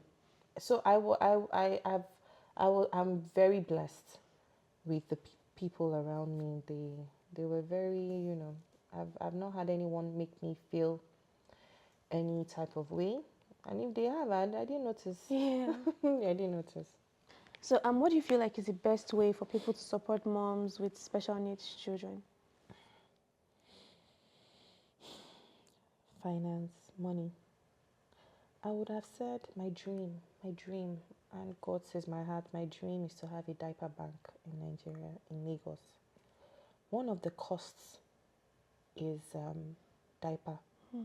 This is 7 years of buying diaper. 7 years. And when I do my expense and budgeting sheet, I'm like, how can you be sitting on this amount of money? So let's even leave here. Back in Lagos, diaper was one cost. Wipes, another cost. There were some moms. The reason why I did that fundraiser I did, there was someone who was using Ankara as diaper for her son. So she went to buy, and then she cut in, the square shapes. Ankara is cloth. And she said if the ones that absorb, like she says, no, not the the ones that are like, the ones that, there's some kind of fabric that doesn't absorb water. So they use like it. a softer texture kind of. They use it for diaper, as diaper. So they wash. When I saw it. And then I saw another one that looked like this Macintosh material that she cut into pieces. This thing that you use in proofing your bed, so that your child water does doesn't not pee or water. Yeah. She uses it too. And then I just said, that was what prompted me to do that fundraiser. And so you were able to achieve it? I put my target at 3 million, because that was 60 mothers, 60 children, 3 million, 60 children. And I got 3,018,000. So that was what I did. And I was so happy. Like, a lot people I didn't know them. I just asked, account numbers, and I didn't know them. And they were so, unfortunately, I got 2 of the children who benefited passed last month. I got a message from their moms. They passed, one on the 4th and one on the 9th. But I'm glad they had a beautiful Christmas, because I got pictures where they were eating chicken, and the moms came back to me with pictures and said, you made this. I said, it's good. Thank you for this. Thank you for that. But that 80% of the women that got this money all went to buy medications. For the kids? For their child. Yeah. Not food, not clothes, not diaper, not wipes. They went to buy 3 months supply of medications, because that is the cost. That is one cost that they find difficult, to have. So they bought medications. They said they will always rough it out with diaper or medication. And I remember I told you, My son has been on seizure medication since 2020. Mm-hmm. So this is a medication that is keeping your child alive and you don't have it. Yeah. You can't buy it, you can't afford it. And now with the prices I'm hearing now, it's a lot for a medication that you have to buy every month. So what I think from the experience of that fundraiser, I realized that the number one help that these mothers need is medication. Because the doctor has said 5 ml every evening. They give every 3 days. Just so that the medicine can last. And they're like, at all. Let it not finish. At least if I spread it, what is meant for 1 month, they use it for 2 months. So I realized from that what these mothers need help with is medication. Medication, then diaper and wipes, then feeding. So these are the things they need help with. A lot of them to say therapy. They would want money for therapy because your child has to be going for therapy. If you stop, that's when I stopped. My son's hand became a bit stiffer than it used to be because what it does is that it just helps you, you want to be more flexible, flex the legs, flex the hands, and all of that. So I know that therapy is also something that they are concerned about. But thankfully for all those Lagos teaching hospitals, any teaching hospital at all, the price, I was paying 500 naira. For? In Lutz for therapy. Oh, for the physio? Yes, and I was paying 35,000 on the island in a private place. Why did you move? It was far. And then I can come around 9 o'clock, I can be 126. Yeah, the queue. I can imagine. Oh my goodness. When you get your number, you just go, And then there's something, I don't know, a little bit depressing about Luz. I don't know if it's still like that, but like when I've had I don't know that called opportunity to go as a child, it's just... You wait. Yeah. You wait and wait and wait. So I was like, it's far, number one. I will now get there. The place is already filled with a lot of People. other moms and their children waiting for their turn. And I was like, this place is doing me more harm than good. It's far and all of that. Your so time. that was why I moved to a private place that came highly recommended, and so I moved there. So I know it's no longer 500,000. 500 naira. 500 naira, sorry, it's no longer 500 naira. But in my mind, I don't think the increase is going to be still the same as the 35. Yeah, because 500 naira to 35,000. That's a day. I don't think it will ever get to that amount. Yeah. So, but even as little as whatever it is right now, Yeah. the mothers are still struggling to afford it. So that's another way that they need help. From the fundraiser, a friend of mine said she wanted to adopt a family. So she sends that lady 50,000 naira every month. She doesn't even know her. She just told me to just give her one person's name. So I know that I'm just one person. Yeah. And there's little that I can't help everybody. Yeah. And that fundraiser in December was just the first time. I don't know if it's because I've never asked for anything before. I don't know if I now make it a routine, people will answer me. You never can tell. The way. So I just start asking myself those questions. Are you sure it's not because, this is the first time? And if you do it again, are you sure you'll get, the response that you got the first time? So I think that's what has been my fear, because I would love to do things for them. So is that the future of the warrior mom? That's the future of the warrior mom. The first thing is the diaper bank. I don't know how I'm going to achieve it. So like a foundation? Yeah. I don't know how I'm going to achieve it, but I want moms with special needs to just come in and take diapers for free, like monthly supply, But of course, it will require me to partner with diaper brands, even if it's there are to ways get around it. Yeah. I'm very sure. So it's the long term. I've started talking about it. I've started thinking about it. I've started researching, but it's something I pray to have in the future and to see if children, if you can bring proof that the medication is something that is constant. It's not a one-off. It's a routine. There should be some sort of a discount to help, especially because this child has to be on this medication for a long time. As long as you have proof, but I don't know how to. The idea is there. I don't know how to go about it. A friend of mine was talking to me about talking to pharmaceutical companies, extra, but it's just ideas right now, So, but to answer your question, these are the things that these are the financial struggles that mothers with special needs children have right now. As they take care of their children. They're not even talking about school because, of course, like I said, school. It's not all the schools that are taking children. So I don't hear them talk about school. It's mostly these other things that I mentioned. I know at a point you thought your life stopped being beautiful. Do you still think it? When we were dating, me and my husband, he used to take me out now. He used to take me around. He used to go out a lot. It was beautiful. Even with my daughter, we'll just go stay in a hotel. Like we was nice. And then my son came, and with everything that happened, everything just changed. And the priority became hospital bill, therapy bill, medication bill, and diaper bill. I'll feel bad for saying that. I wasn't working. I had to leave my job. I wasn't working.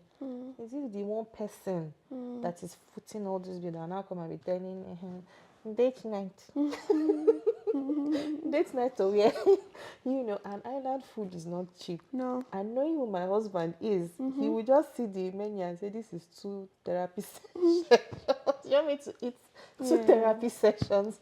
Those kind of things. So, yes, there was a time when I thought my life was beautiful.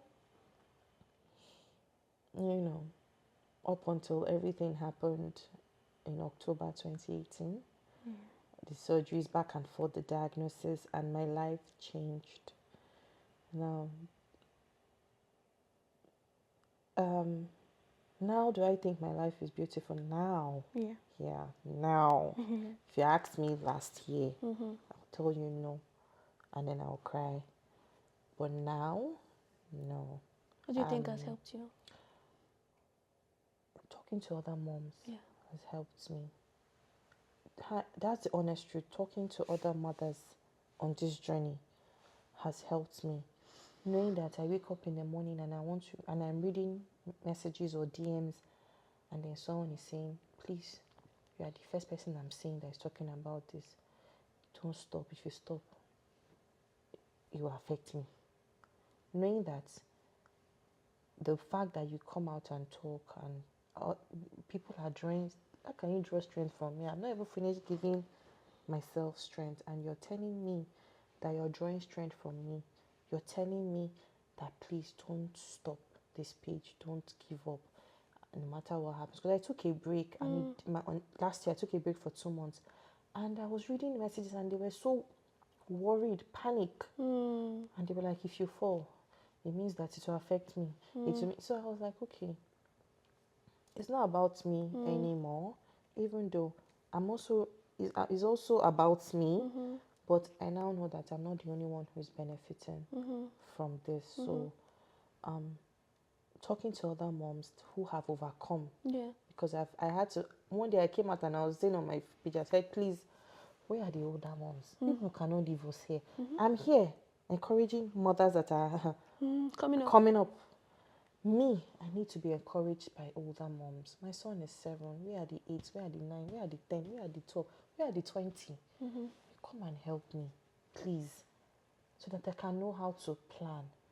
And that was when a mom reached out to me. She said her son is 13, and then she told me, she was sharing with me how she copes with him, and I was like, thank you.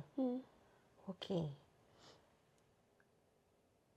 At that time, I've not asked her anything yet, because I'm like, okay, I just wanted to identify her and then keep her in the corner. But I introduced myself. I said, please, do you mind I talk to you from time to time? I said, feel free and all of that.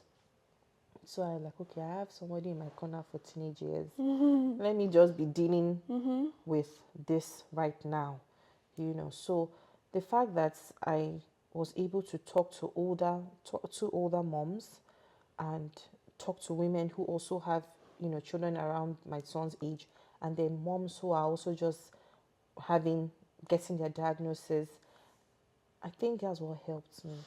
I'm not the only one. Yeah. Why have I felt like I was the only one for the longest time? Yeah. Yes, I'm the only one in my circle of friends. Yes, I'm the only one in my family. Both my husband and myself, I'm the only one. So I really honestly felt like the only one. But now that I have this, many people, women around me that have shared their stories, and it has nothing to do with them. Some of them, it was even full time. I think most of them, they had the baby full time. So I think that was when the guilt of my body failed me started to reduce. My body failed me. That's why. So talking with these moms, seeing that the different ways in which their children have the diagnosis that they have, and see that there's no connection. Yeah. There's And they couldn't find a cause. They don't know the cause. The hydrocephalus, no known cause. I don't know what. Till today, I don't know what causes it. Yeah. Spinal bifida, I say it's folic acid. Autism, I don't know. What about the cerebral palsy? Cerebral palsy, now they say is an injury to the brain. Oh. That one is caused an injury to the brain. So most mothers have it when you're asked to push, when your child is in distress. So when your child has this asphyxia, that your child doesn't cry when they are born. Yeah. Yeah, so they'll say, oh, there was a time when there was cut, the oxygen cut short and all of that. So at that small time, they'll say, oh, there's a damage in the brain or something. Oxygen didn't get to the brain. Your baby didn't. Maybe the baby didn't cry. They'll say, oh, there's no oxygen. Oxygen didn't get to the brain. The child is having a brain injury. I've heard so many things, right? But most of them is when they're telling you to push.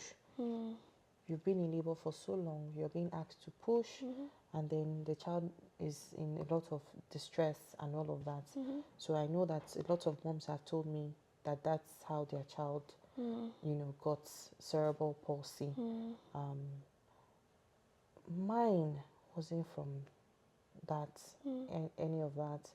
I think because I know that all the doctors that have been involved have told me that if I got it right the first time, I probably won't be here. But I didn't get it right the first time. What does that mean? With the doctor. Yes. The whole episode that, I was going to ask you if you feel like that made it worse. But I was going to ask you if you feel like that incident made it worse. Yeah, it did. Did you sue? I did not. My husband wanted to, but at that time we didn't know that. We didn't think that we're going to be where we are today. Yeah. So we were like, let's face him. Let's get him sorted. Because I needed to live with him. Yeah. I wasn't going to stay back for the courts to be doing all. Yeah. I wanted to live with him, and I was there for 5 months. So I just left with him. Let's get this over with. We'll come back for him. But we're still here. I remember when my mom sent his stinker to the doctor, blasted him, and he said nobody's above mistake. Ah! He said nobody's above mistake. Every doctor. Will you sue?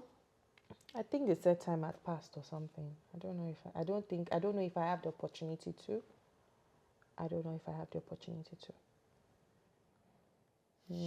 So every doctor who has been around me for the brain, like the neurosurgeons, have said if I had gotten it right the first time and with therapy, all the back and forth, it's brain you're talking about.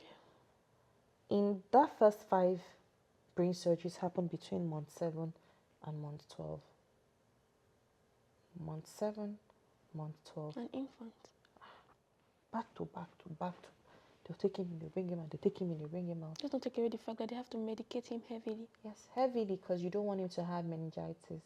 You don't want one? infection of the brain. You don't want him to pick up an infection. So you, and then of Which course, can be fatal. and that's worse. So Yeah. it's well. It is well. It's well. It has been a one-of-a-kind conversation on the It's, show so far. Thank you for sharing your story, because in sharing your story, a lot of women have found strength. Yeah. And that's the importance of sharing your story. You find a community, you know that you're not alone. But it doesn't come, it comes at it's not an easy thing to do. It's facing your fears, it's challenging yourself, it's being vulnerable. Nothing fears me more than being vulnerable, especially then being vulnerable on the internet.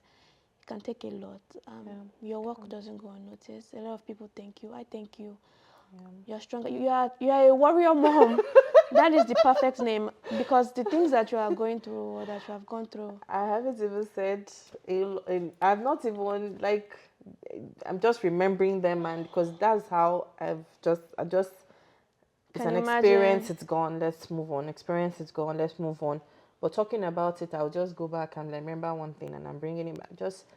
But it doesn't, it's Doesn't cut it. 7 years, Yeah. 7 good years. That's 365 days. 365 days. Morning, night, morning.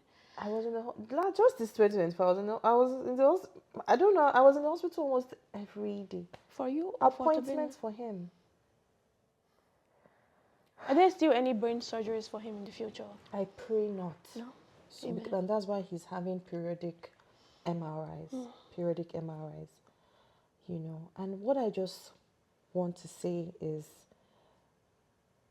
it's not easy for me. It's not easy for the moms on this journey. Motherhood on his own is Tell me about it. Then you now want to have a child who is 10. I thought, come on, I tell you're 10 in one. No, you're like 10 children, first of all, because you're doing everything for him. Every single thing, But I learned a valuable lesson in January. Which is? I had surgery. And when I was on that bed, before they put me to sleep, my son has been going in for surgery now. So, and sometimes if he's not even cooperating with the old, I'll be to be now cooperate. Did I cooperate? When it was my turn, Yeah. did I cooperate? They'll tell me they're about to tell with sweets. They say, don't worry, it's just easy on you. I'll lie down. Yeah. I'll not sit them with that. Yeah. And I'm like, this is all the things my son would have wanted to do but cannot do. Yeah. And on that bed, I told myself, for any procedure, small, big, that he's ever going to do, if I feel like he needs some time, I will allow him have some time. Because if he could say it, he will say it and you will do it. Yeah. But because he can't, so I'm like, if he does this thing, I'm like, you guys. And he had one last week, before the anesthesia put the whole mask. I told him the show, and I was just rubbing him. I'm like, are you ready? But I had to go through that experience to know that I wasn't doing that for him. And then when I was ready, they told me to count 10 backwards. I hadn't gotten up to 9. Between that split second, I said, to be now close at 2:30. How will he get up? How will he this or that? Before I could say 9, I was gone. Yeah. And then after 5 hours, I woke up. And they were done, and of course I was in pain. And what surgery, if you don't mind? It was laparoscopy. Oh, what is that? Yeah, it's not the invasive. I don't know if you remember Montana saying that she had a surgery. So it's not, they won't open you. Okay. They said my gallbladder was inflamed. Okay. Yeah, so they needed to do something about it. Okay. So they just open you here, then make like 3 different holes, and so that it's not totally a cut. A cut. Yeah. Yeah, so I think that's the new way of doing these things now, and it's even It's better. Just as I used to say, it's like having C-section on your chest. It was painful. I think the recovery was worse for me. As with every surgery, though. Yeah. I mean, I've not had any, but you hear people who've had surgery say, "It's a recovery. It's a recovery." The recovery is where the whole thing is, the bulk of the work is in the recovery. So in the recovery, of course, they said I couldn't lift anything that was heavier than a glass of milk. You see, how will my son manage? Who will feed him? Who will watch him? Who will? You mean I'm going to do 6. I've never done it before. 6 weeks, and I will not care for this child who has been the air that I've been breathing. Like, I will not do anything for him. I told the doctor I would try. My mother said she will do it. She will do it. That's why I'm here. She will do it. And for 6 weeks, my sister and my mom, they were doing everything. This is me that said, nobody in the world can take care of Tobina. They are the only one. And so even when I get invited to things here in Canada, I will think up, think down. I will not ask anybody for anything. I was like, "Mom, I'm sorry, I can't make it." So I learned that I learned to accept help. Yeah. I learned to accept help. Yeah. I think I learned that this year. I've learned to accept help because I couldn't do the things that I was the only one who used to do for him. And the 6 weeks of recovery, I needed to allow other people were doing it. He was going to school. He was eating. He was showering. He was fine. He was playing. He plays. He plays. And if you put him there, before you just blink, he's there. He can move his chair. He's moving. No, I put him on. He has floor time. Okay. He has floor time. So he will crawl, roll. If he sees something there, he will just do like this. I think in his mind he's saying, if I go like this, and I'll not take like this, yeah. and now do like this, I'll get there. Because he just do like, he's there. He's there. So he moves around. Which is a milestone because he couldn't do that. So he will do it with so much struggle. It will take him a long while to get to the end of this place, the end of this room. But now he does it very quickly. So he has a surgery actually next month for his legs. Okay. So the hope, the prayer is that he'll be able to support himself with a walker. It's the first time, and like the doctor said, we're just trying different things. Now I'm telling my God, I said, this surgery, it's not going to be easy for him. The doctors have said they're just trying, but you won't put this child won't go through this pain For nothing. Yeah. That's my prayer. That's my hope for him next month. So I learned to accept help. I'm not the only one that can do everything for him. As long as you have, I had genuine people around me who wanted to help and take care of him. Even my neighbor then, she would tell me, I can watch him, bring him. There's a time I needed to go and pick my husband from the airport when he came, and I took him to our house. By the time I came back, he had dinner and he was playing. I'm like, so what's my problem? And that's the problem, the struggle. I won't call it a problem, the struggle of many other moms. We feel like we are the only ones that can take care of our children. In this country, I learned about respite workers. So there are workers that the government sent to you to stay with your child, so that you can go and sleep. Special needs of moms in general. Okay. Yeah, special needs. You can't sleep. If it's a movie you want to watch, if you want to go out, take you, go out. I learned about it here, and it was someone that said, do you have a respite worker? I said, no. Apply. You need to have one. I said, somebody will just come and I will go out. No. And they're like, wasting the most, waste your money now. It's not your money, but it's okay now. Yeah. I said 3 hours. I can't do it though. Just apply first. apply. And I'm like, okay, I'll apply. And I applied and I got it. Trust me, Mory, I'm not gone out though. I used to stay there. I will be looking. I'll be passing like this. I'll be passing. But you see this surgery, I learned to just this snow is just spoiling my. Let this weather change. Summertime, we're outside. I will just make sure that I'm ready so that when the person comes in, I will utilize my 3 hours very well. Yes, you should. That surgery was what taught me that lesson. And you deserve That it. they'll send me respite worker. That will be sitting down with the person. Doing what? Yeah. I think it's fear. Fear. What if he needs me? What if? Again, let me use one of my silly examples. Silly in comparison to yours. I remember one time I had to travel. I had to have my second baby, so I had to leave the first one. Then my concern, because my daughter had cavities in her teeth, so I knew how to specially brush for her. So my concern was nobody will brush, who will brush for this girl? Nobody can brush for her like me. Then I came back, they brushed for her, they bath her, she was clean. She did not even, and so that's nothing compared to you. So I think it's a general mommy concern. The fear is valid, but as you said, it's important to take the help. You need the help. And then I tried it once. I said, oh, that was my freedom. So I let people help me bathe her. In Nigeria, people help me brush for her and things like that. And So everybody was better off for it. accept help. If someone is genuinely asking, let me help you, what do you need? Take it, grab it. As long as it's trusted help. Yes, as long as it's trusted help. Take it, like, embrace it. I think that's the most important lesson I learned for 2025.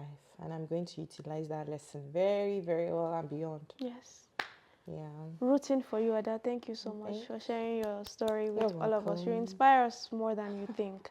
Do? Okay. Yes. Thank you. Thank you for having me. Yes. Thank you. My absolute pleasure. Thank you. Ooh, what a conversation, guys. That's going to be all for now. Until next time. Bye-bye.